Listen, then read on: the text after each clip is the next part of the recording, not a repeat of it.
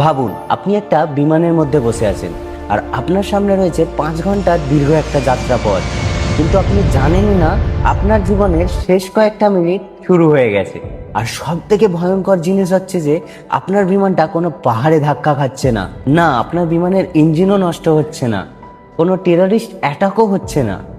দুটি passenger aircraft একই সাথে একই রানওয়েতে একে অপরের দিকে এগিয়ে আসছে, আর তাদের মাঝখানে রয়েছে শুধু ঘন কুয়াশা। দিনটি ছিল 27 মার্চ 1977, স্পেনের টেনেরিফ দ্বীপ। সেদিন মাত্র কয়েক সেকেন্ডের ভুলের কারণে প্রাণ হারিয়েছিল 583 জন মানুষ।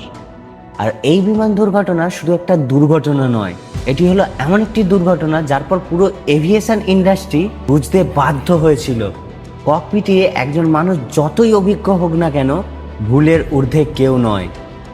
তবে এই দুর্ঘটনাটি একদমই সহজভাবে তৈরি হয়েছিল না। সবকিছু শুরু হয়েছিল একটা বোমা দিয়ে। ঘটনাটি আসলে টেনেরিফ থেকে শুরুই হয়নি। ঘটনাটা শুরু হয়েছিল পাশেই একটা দ্বীপ, গ্র্যান্ড ক্যানারিয়াতে। দিনটি ছিল 27 মার্চ 1977। হঠাৎই গ্র্যান্ড ক্যানারিয়া এয়ারপোর্টে একটা বোমার বিস্ফোরণ ঘটে, আর কর্তৃপক্ষরা খবর পায় যে এয়ারপোর্টের মধ্যে আরো অনেকগুলি বোমা রাখা আছে। ফলে বিমানবন্দরটি সাময়িকভাবে কিছুক্ষণের জন্য বন্ধ করে দেওয়া হয়।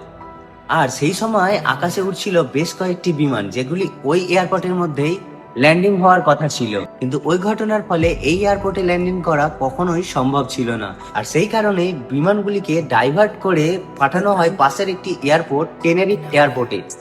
আর ডাইভার্ট করে প্লেনগুলিকে পাঠানো হয় টেনেরিফের ছোট লস রোডিওস এয়ারপোর্টে। আর এই ডাইভার্ট প্লেনগুলির মধ্যে দুটি ছিল বোয়িং 747, একটি হলো KLM ফ্লাইট 4805 আর অন্যটি হলো প্যান AM ফ্লাইট 1736। সমস্যা হলো লস রোডিওস তখনও এত বড় এয়ারপোর্ট ছিল না, এতগুলো এয়ারক্রাফট একসঙ্গে ওখানে থাকতে পারে। আর এগুলি অবতরণের পরেই এয়ারপোর্টটা অনেক ভিড়ে পরিণত হলো। আর তার মধ্যেই পরিস্থিতি আরো বেশি খারাপ হওয়া শুরু করলো যখন আবহাওয়ার পরিবর্তন হলো। চারিপাশে শুধু ঘন কুয়াশা, আর এর সাথেই ধীরে ধীরে টেনেরিফের আকাশে নেমে এলো লো ক্লাউড আর ফগ। দৃশ্যমানতা কমতে শুরু করলো, কোনো কিছুটা পরিষ্কার, আবার কয়েক মুহূর্ত পরেই চারপাশ একদম অন্ধকার, চারপাশ একদম সাদা। সরকারি তদন্তে বলা হয়েছিল টেনেরিফের লো লাইন ক্লাউডের কারণে ভিজিবিলিটি খুব দ্রুত বদলে যাচ্ছিল, কখনো প্রায় শূন্যের কাছাকাছি, আবার অল্প সময়ের মধ্যে কয়েকশো মিটার পর্যন্ত বাড়ছিল। এবার আসি সেই দুটো বিমানে। KLM 747 তখনও রানওয়ের এক প্রান্তে, তাদের টার্ন করে টেক অফের জন্য পজিশন নিতে হতো। অন্যদিকে প্যান AM 747ও রানওয়েতে ট্যাক্সি করছে। এয়ারপোর্টে ট্রাফিক কনজেশনের কারণে এয়ারক্রাফটগুলোকে রানওয়ে ব্যবহার করেই ট্যাক্সি করতে হচ্ছিল।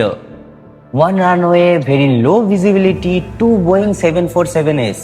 এখন পর্যন্ত সবকিছু নিয়ন্ত্রণের মধ্যেই ছিল, কিন্তু পরবর্তী কয়েক মিনিটের মধ্যে এমন কিছু কমিউনিকেশন হবে যার প্রতিটি শব্দ পরবর্তীতে তদন্তের অংশ হয়ে উঠবে। KLM বিমানের ক্যাপ্টেন ছিলেন অত্যন্ত অভিজ্ঞ, তিনি এয়ারলাইনের চিফ ফ্লাইং ইনস্ট্রাক্টরও ছিলেন। অর্থাৎ তিনি শুধু একজন এক্সপিরিয়েন্স পাইলটই ছিলেন না, অন্য পাইলটদের ট্রেনিংও দিতেন।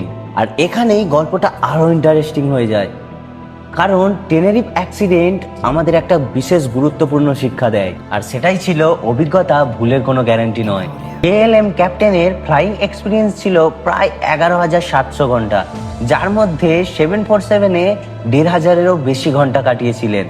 টাওয়ারটি প্যান AM-কে রানওয়ে দিয়ে ট্যাক্সি করতে নির্দেশ দেয় এবং একটি এক্সিট দিয়ে রানওয়ে ছেড়ে যেতে বলে হয়, কিন্তু কুয়াশার মধ্যে ট্যাক্সি হয়ে শনাক্ত করা সহজ ছিল না।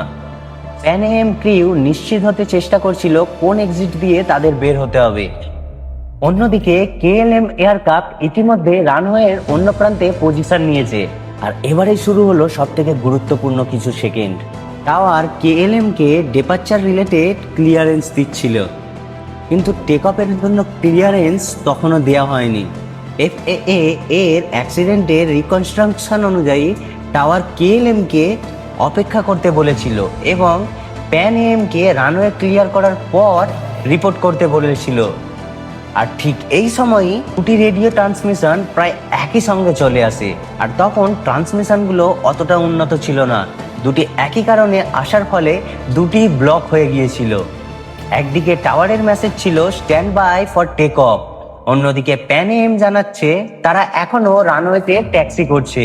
আর এই ওভারল্যাপিং ট্রান্সমিশনের কারণে কেএলএম ককপিটে কমিউনিকেশন আরো অস্পষ্ট হয়ে যায়। আর এখানেই একটা ছোট্ট কিন্তু ভয়ঙ্কর ব্যাপার ঘটলো। কেএলএম ক্রিমের মধ্যে এমন একটা অ্যাজাম্পশন তৈরি হলো যেন প্যান এম রানওয়ে ক্লিয়ার করে ফেলেছে, কিন্তু প্যান এম ছিল তখনও রানওয়ের মধ্যেই। আর কেএলএম ফ্লাইটের ইঞ্জিনিয়ারও প্রশ্ন করেছিল প্যান এম কি এখনো রানওয়েতে আছে, আর উত্তর এসেছিল আত্মবিশ্বাসের সাথে ও ইয়েস। সরকারি তদন্তে এই এক্সচেঞ্জটি গুরুত্বপূর্ণ হিসাবে উঠে আসে। Flight engineer Pan Am runway clear করেছে কিনা এটা নিয়ে প্রশ্ন করেছিল। ক্যাপ্টেন জোর দিয়ে ইতিবাচক উত্তর দেন। প্রায় 13 সেকেন্ড পরই সংঘর্ষ ঘটে।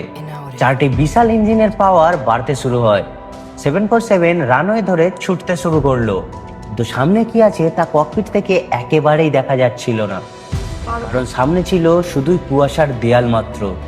আর প্যান এএম ক্রিউ তখনও রানওয়ে থেকে বেরানোর চেষ্টা করছে, খুঁজে চলেছে এক্সিট। আর হঠাৎই কুয়াশার মধ্যে দূরে কিছু একটা দেখা গেল। দুটি আলো হঠাৎই তাদের দিকে খুব জোরে এগিয়ে আসছে। প্রথমে হয়তো বোঝাই যাচ্ছিল না কি জিনিস সেটা, আর তারপরেই তারা বুঝতে পারলো এটা KLM 747, আর সেটা সরাসরি তাদের দিকে ধেয়ে আসছে। প্যান এম ক্রিউ সংঘর্ষের আনুমানিক কয়েক সেকেন্ড আগেই KLM এয়ারক্রাফটকে দেখতে পেয়েছিল এবং বিমানটিকে এড়ানোর চেষ্টা করেছিল, আর সেই জন্যই সম্পূর্ণভাবে বাঁদিকে ঘুরিয়ে নেওয়ার চেষ্টা করে।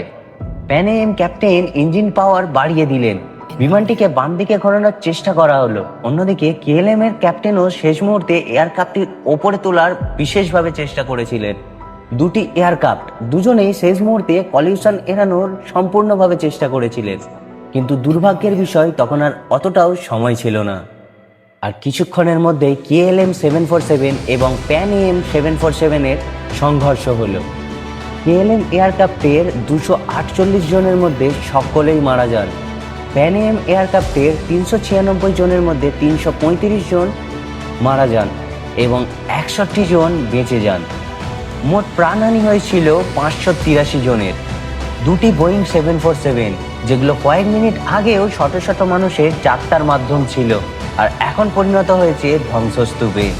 দুর্ঘটনার পরই একটা প্রশ্ন সামনে এলো, এটা কিভাবে হলো?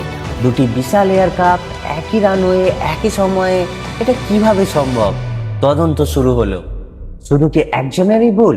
প্রথমে ঘটনাটি শুধু পাইলট এরর হিসাবে দেখলে গল্পটা খুব সহজ হয়ে যায়, কিন্তু বাস্তবতা অনেক বেশি জটিল। তদন্তে উঠে আসে কয়েকটি গুরুত্বপূর্ণ বিষয়। কুয়াশা ও লো ক্লাউডের কারণে পাইলট এবং টাওয়ার দুই পক্ষেরই ভিজুয়াল অ্যাওয়ারনেস মারাত্মকভাবে কমে গিয়েছিল।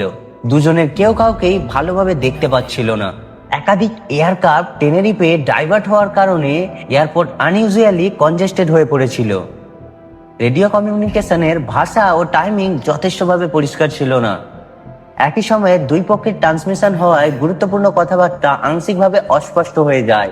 সবচেয়ে গুরুত্বপূর্ণ বিষয়গুলির মধ্যে একটি ছিল ককপিটের অথরিটি গ্রেডিয়েন্ট। ফ্লাইট ইঞ্জিনিয়ারও সন্দেহ প্রকাশ করেছিল, কিন্তু ক্যাপ্টেনের আত্মবিশ্বাসী সিদ্ধান্তের পর আর জোর দিয়ে আপত্তি করা হয়নি।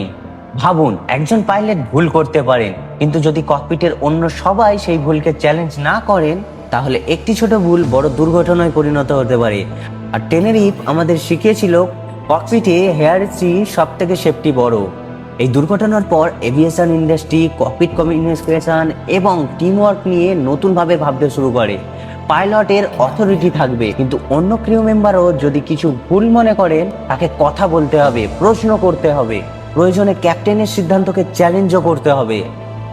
এই ফিলোসফি পরবর্তীতে ককপিট রিসোর্স ম্যানেজমেন্ট বা CRM এর মতো ট্রেনিং এর বিকাশে গুরুত্বপূর্ণ ভূমিকা রাখে। ICAO এর মেটেরিয়ালসে টেনেরিফ 1977-কে হিউম্যান ফ্যাক্টর ও ফ্লাইট ডেক রিসোর্স ম্যানেজমেন্টের বিকাশের গুরুত্বপূর্ণ হিস্টোরিক্যাল এক্সাম্পল হিসাবে উল্লেখ করা হয়েছে। 27 মার্চ 1977 একটি এয়ারক্রাফট, একটি এয়ারপোর্ট, দুটি বোয়িং 747, একটা কুয়াশাচ্ছন্ন রানওয়ে আর কয়েকটি ভুল কমিউনিকেশন, কিন্তু এর মূল্য ছিল 583টি জীবন। এই দুর্ঘটনা আমাদের একটা অস্বস্তিকর সত্যি মনে করিয়ে দেয়, বড় দুর্ঘটনা সবসময় বড় ভুল থেকে শুরু হয় না, কখনো কখনো একটা অস্পষ্ট বাক্য অথবা কারো কথা আরেকবার জোর দিয়ে না বলা সবকিছু বদলে দিতে পারে। আজকের অ্যাভিয়েশন অনেক বেশি নিরাপদ, কারণ হাজার হাজার পাইলট, কন্ট্রোলার এবং অ্যাভিয়েশন প্রফেশনাল টেনেরিফের মতো দুর্ঘটনা থেকে শিক্ষা নিয়েছে। হয়তো এই কারণেই টেনেরিফের গল্প শুধু একটা দুর্ঘটনার গল্প নয়, এটা একটা শিক্ষা। যখন আপনার মনে হয় কিছু ভুল হচ্ছে, তখন চুপ করে থাকবেন না, কারণ অ্যাভিয়েশনের মতো জীবনেও কখনো কখনো একটা প্রশ্ন একটা জীবনকে বাঁচাতে পারে। 583 lives, one runway, one unforgettable lesson.